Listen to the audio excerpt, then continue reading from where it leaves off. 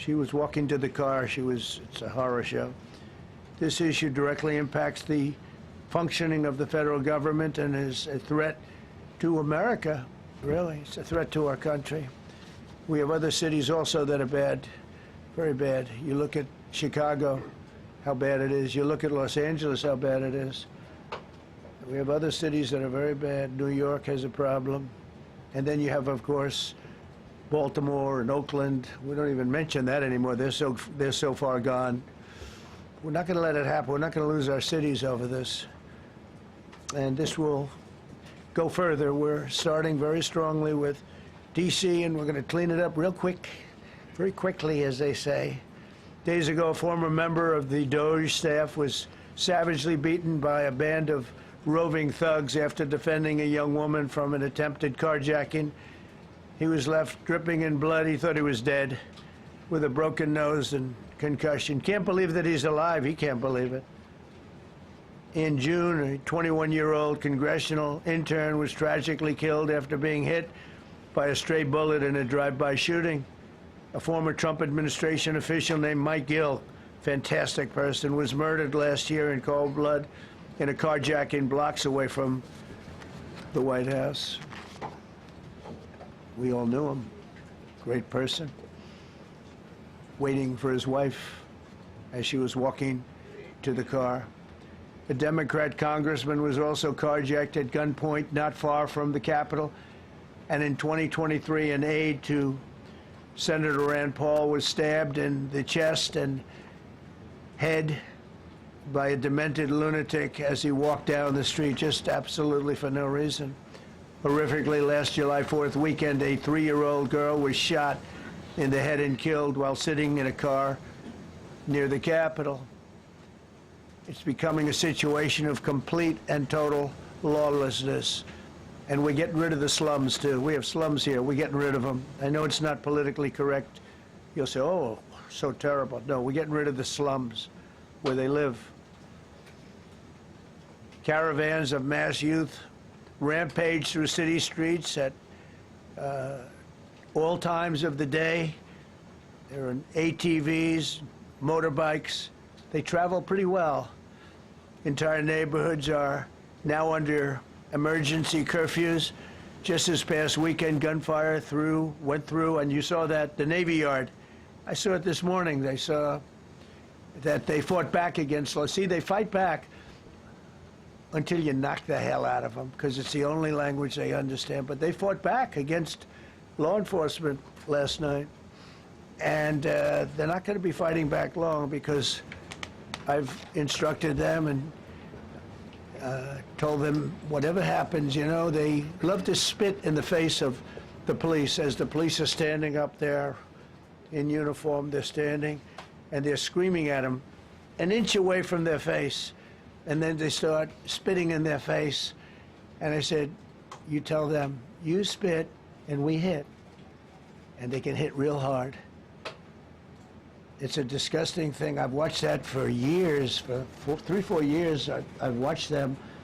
The police are standing, and they're told, don't do anything under any such, so and you can see they want to get at it. And they're standing there, and people are spitting in their face, and they're not allowed to do anything. But now they are allowed to do whatever the hell they want.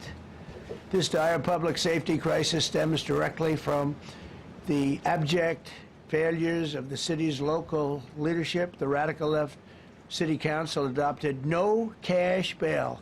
By the way, every place in the country where you have no cash bail is a disaster. That's what started the problem in New York, and they don't change it.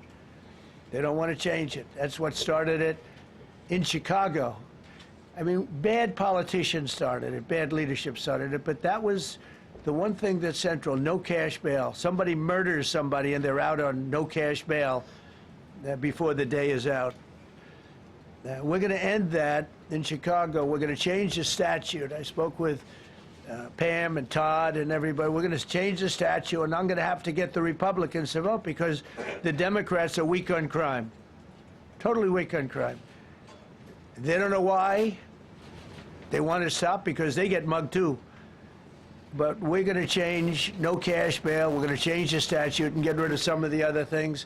and we'll count on the Republicans in Congress and Senate to vote. We have the majority, so we'll vote. We don't have a big majority, but we've gotten everything, including the great, big, beautiful bill. Got that done, and that's one of the greatest things that's ever happened to people in this country. They're starting to figure it out, how good it is. Biggest tax cut in history. So many things.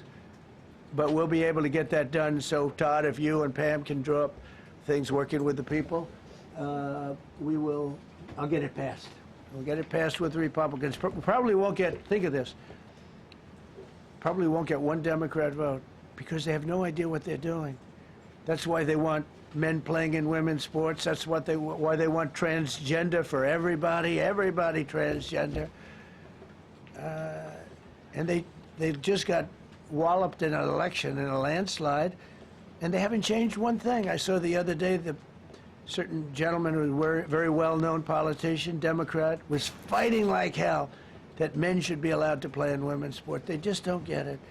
They said it's an 80-20 issue, and I think it's a 97-3 issue. And I don't know who the three are. I've never heard anybody nobody's ever come up to me, sir, you have to let men play in women's sports. You have to do it, sir. Nobody's ever approached me. I don't know where this issue even comes from. Never seen anything like it. But they turned our nation's capital into a sanctuary jurisdiction. That's the other thing. We have to get rid of sanctuary cities as quickly as possible. We're going to do it, too. We have to. Because it's sanctuary for criminals.